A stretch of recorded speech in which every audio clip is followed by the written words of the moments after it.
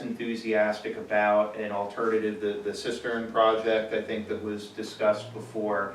And we're basically okay with waiting until a grant opportunity came along to try and leverage the grant money with the fund balance to pay for the work.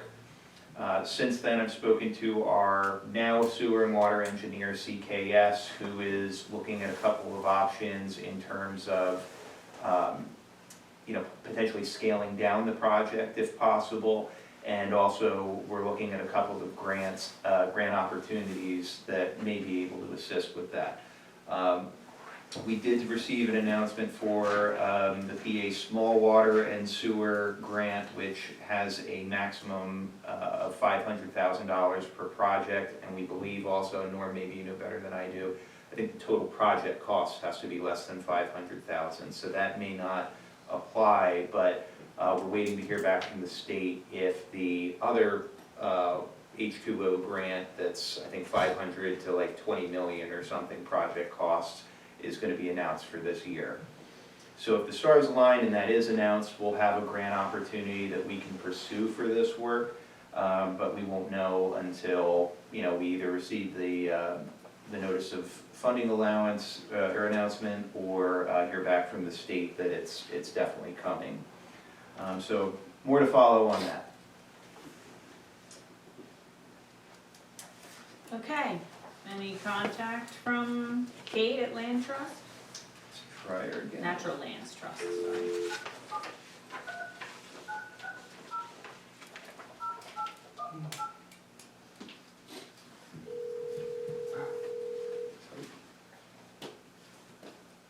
Natural Lands, Kate speaking. Hi Kate, this is Sean Halbin from Upper Frederick. Hi, hello Sean, how are you? I'm well. I've got you on speakerphone with our board and our public. So I'm not sure how you want to go about this. Do you want to just start with like a brief introduction and then maybe talk a little bit about the proposal? Sure, I'd be happy to do that. So I work for Natural Lands, I'm a planner there. And Natural Lands, I'm sure, I know I've spoken to you all before related to the funding for Camp Blasting Water. So I'm sure you know a little bit about us. We're a land trust in southeast Pennsylvania. We have over 40,000 acres of land that we own and have open to the public. And then we are unique in that we, as a land trust, we also offer consulting services to municipalities. So we worked on quite a few referenda at the county level and the municipal level. We most recently helped Lower Frederick and East Whiteland with their successful referenda. So the proposal itself is in 3 parts.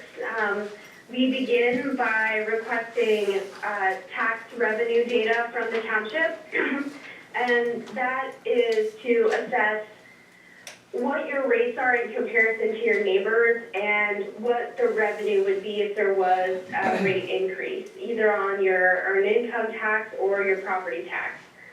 We do that to see how viable the increase would be. So we see what your annual revenue would be. Some municipalities are interested in a bond that they pay back over time with the funds from the open space revenue. So we see, how much annual revenue would you have if you're interested in a bond, how much of a bond can you afford the annual payment on. But again, not every municipality does that. Some municipalities have an open space program that just works by accruing the value in the account slowly until they can afford the first piece of land that they are hoping to buy. Again, as this process moves forward, you'll find we only work with willing landowners, and the townships generally only work with willing landowners. So if residents aren't interested in preserving their property, that's fine. You just move on to the next best opportunity. The next step we would take is to write out the ordinance language, which is going to be the ballot language. So the township has to pass an ordinance that contains the ballot language. Part of the ballot language is prescribed by the enabling legislation, but some of it is custom. And at Natural Lands, we highly recommend going the custom route. There are some municipalities that try to put a ballot measure together just using the language from the enabling legislation. But the ballot measure should respond to what your constituents and what the residents want from their open space.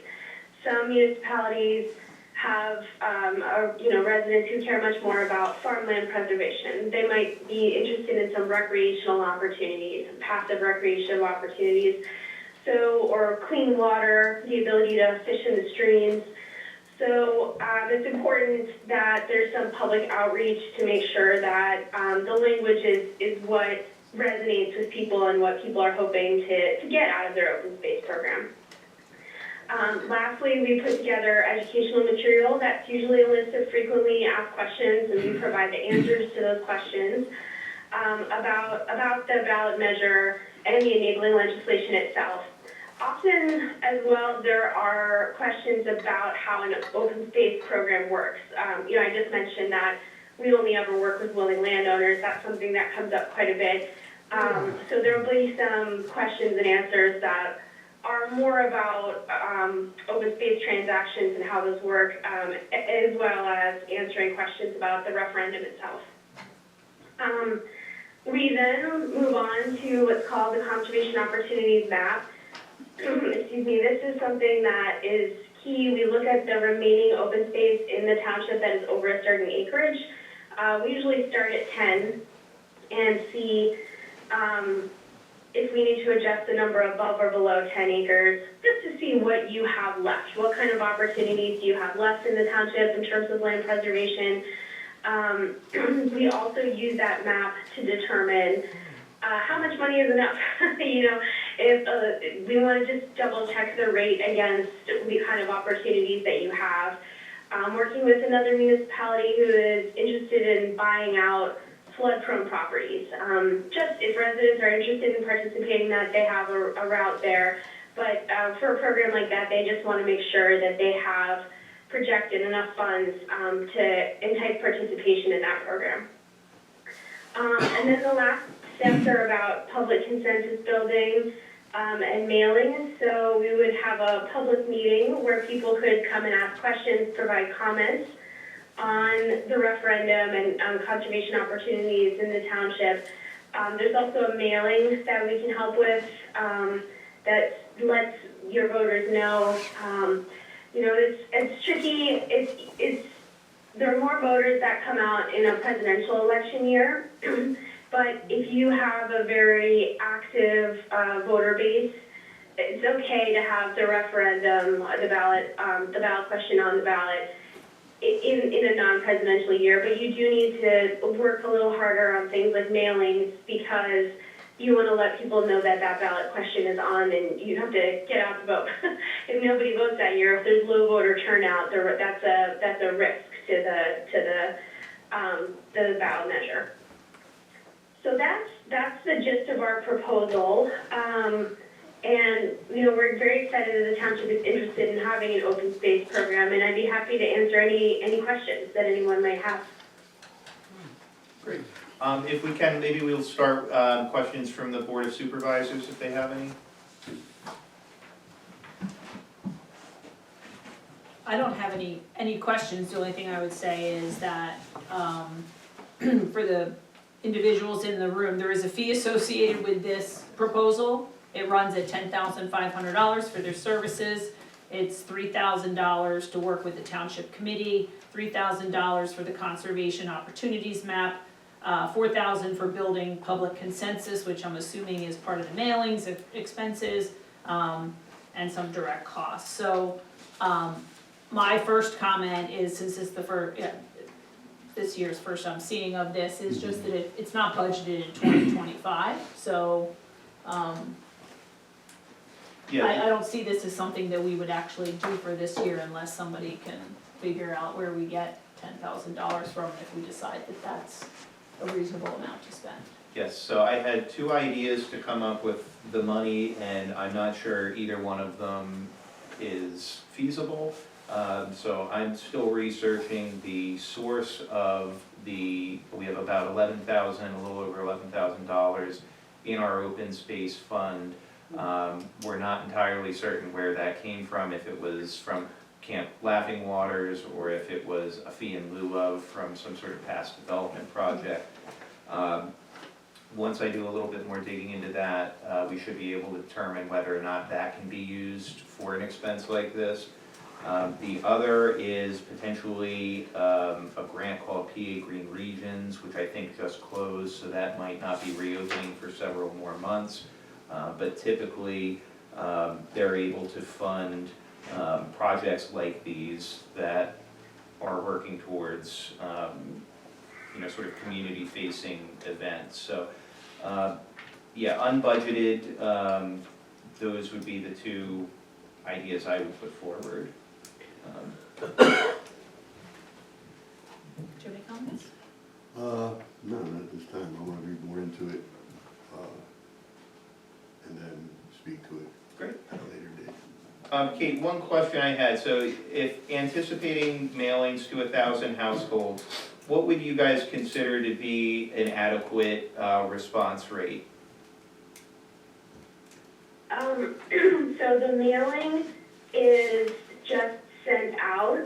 We're not necessarily asking people to respond. We are just letting them know about the ballot measure and providing the some information on the advantages of open space conservation. And then encouraging them to attend the public meeting. So, if we mail it out to about 1,000 households, we'd hope that public meeting attendance would be, around maybe 100 people max. Public meeting attendance across America averages out at about 7 people. If we can get, 50 people in the room, that would be wonderful. These meetings, the public meetings that we've had in the past around ballot measures, have been virtual, and then more people have been able to attend that way, or there's been a mix of both virtual and in-person meetings. I did want to note that the $4,000 expense of building public consensus does not include the postage. We specified that we would prepare those materials and coordinate the public meeting, but the township would have to send out the mailing. Okay. Thank you for that. Okay, perfect. Do we have any questions from the public? Yeah, what's, Speaking. Do you want to come closer to make sure Kate can yeah, hear I you? was gonna holler behind everybody. But I guess I need sort of more of an overview of what, I get the idea of open space and reserving. Is that land that is purchased from landowners, like land that they're not using that would fit into an area? And then what would happen, would it turn into a park or what, You want to give an example, Yeah, Kate? Sure, that's a great question. Land preservation can take multiple forms. So there's conservation easements. That is when a land trust purchases essentially the development rights to the property, but not the property outright. So a landowner could continue to live there, but they could not develop their property to its full potential. Natural Lands holds about 400 conservation easements. In fact, the Camp Blasting Waters is a conservation easement. So the Girl Scouts continue to operate that property. They own the property, but Natural Lands holds the conservation easement, and we monitor and enforce that conservation easement annually. So that's one kind of preservation. That's a partnership usually between a land trust and a landowner. There's also what we call fee simple purchases, which is what you described briefly, sir. So it's when a landowner might sell their entire property or a parcel that they own to the municipality for use as a park. In some places, it's also possible to sell land to the Pennsylvania Game Commission or the Bureau of Forestry as an addition to one of their parks. So there's different parties that can own the land, but at the end of the day, the idea is nature for all, to have those opportunities to have passive recreation, to have trails, and to have outdoor recreation. Great, thank you, Kate. Does anybody else from the public have any questions or comments? If a homeowner, like the first option, if a homeowner allows the conservation group to, I guess, oversee their property or part of the property, does the homeowner benefit somehow from that, or how? Yes, so the conservation easement is appraised in the same way you appraise a property before putting it for sale. It's usually, the value of the conservation easement might be anywhere between 1/3 and 2/3 of the market value of the property. So the landowner would benefit from receiving the proceeds from the purchase of the easement. So they would be paid for that conservation easement. There's also tax benefits that are available to landowners that can be discussed with your attorney or accountant. There's packets that I can send out to landowners that might be interested, but there's pretty significant tax benefits associated with the donation of a portion or a donation in total of a conservation easement. Can they buy that back without strings attached? No, easements, conservation easements are in perpetuity, so they are held by land trusts forever. So you could sell the conservation easement to a land trust, and then you could sell your property to another party, but they would purchase that property at a reduced price because the value of the land, a portion of the value of the land has already been purchased and is held by the land trust. Kate, is there a lot size, number of acres that's considered a minimum consideration? It really depends on what a municipality has and whether or not they are a client of ours. So some municipalities hold their own easements. So they have to enforce them on an annual basis. They have to monitor, report on, and enforce the easements.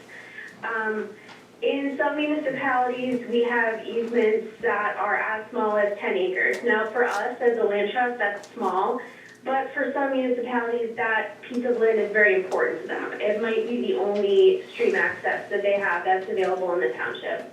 There might be rare plants on that property.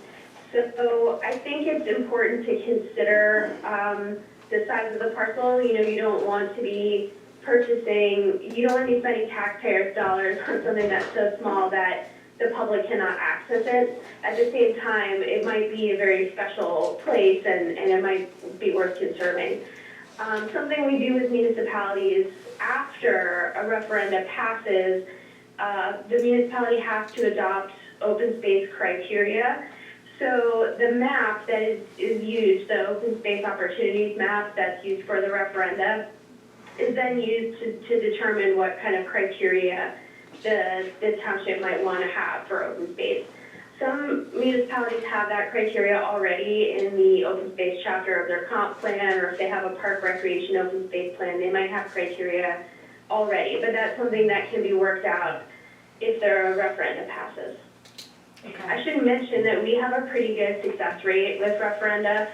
Sometimes municipalities come to us because it has failed. They've tried to put a ballot measure on the ballot and it hasn't been successful. But in natural lands, we have a really good track record and a pretty high success rate. Great, and then one more question, are you able to consolidate neighboring land? So if I own 10 acres and Sean owns 10 and we're side by side, could we consolidate? Well, you could, but there would be two conservation easements. So unless one person wanted to sell land to the other, we would have to have two easements on that land because it's one easement per landowner. But having easements next to each other like that is often a strategy that municipalities use. London Grove in Chester County has done this very successfully. They have had easements or purchases or HOA open space along a stream that has enabled them to have a contiguous greenway along that stream for residents to use.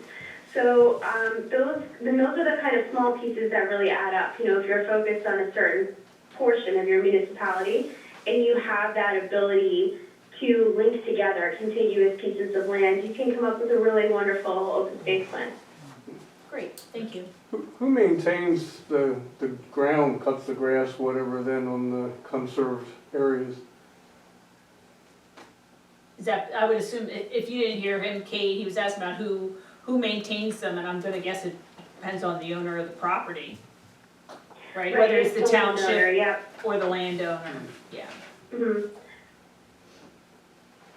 Because if there's an easement, the landowner still owns They and still own maintains. it. They own it, they're responsible for it. If there is something like, for instance, in the highest protection area, we do not allow mowing, but for once a year. So that would be an enforcement issue, that would be a violation of the easement, and that's what we monitor for when we come out annually. Great. There is mowing allowed though in minimal protection areas and standard protection areas. That's getting into the sort of sub-criteria of the conservation easement. Great. All right, Kate, well, I don't see any more questions, so thank you very much. I will follow up with you likely tomorrow after the board meeting. Wonderful. Thank you for your interest in conservation. Good night. Thanks, Good night. Kate. Bye-bye. Okay, after, oh yeah, we backed up, that's right, so now we're on to motions. So we have a recommendation from the planning commission. So it's a motion to authorize us to advertise 2 ordinances, so before we make the motion, I'll just read what they are. It's, the planning commission recommends advertising of a blasting ordinance. And they recommend advertising amendments to our subdivision and land development ordinance to include financial impact studies. There was a third item listed here, but at the beginning of the meeting, Vicki indicated that it's actually not ready for advertising. It's been prepared, but it's not ready. So we're only requesting for the advertising the first 2 bullets on the, under number 5. Well, and I would say just for clarification for the second one, it's not just financial impact studies. Okay. Okay. It involves environmental studies, it involves transportation studies, just impact studies. Okay. We have to make a motion. To separate- authorize separate advertising with from- them. No, I think it's So clear. they're written and they're gonna be they have to be advertised for 30 days, right? Not 30 days, but they have to be advertised for your next meeting in order for you to be able to adopt them. The Oh. blasting is just a standalone, so it's not zoning or SALDO. But the impact study one would have to be advertised twice in order to be able to pass it. Okay.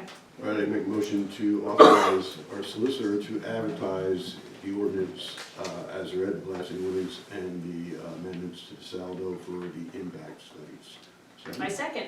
All in favor? Aye. Aye. Okay, moving Oh, right oh, along. we got another one. What? Yeah, that was the one that we talked about earlier. The fire Yeah, the company. third one we're Oh, no, skipping. I'm sorry. The fire, that's a separate item. So, we have, Yeah, the do I front have the? pocket of Yeah, your. you gave me the list right here. Yeah. So there was a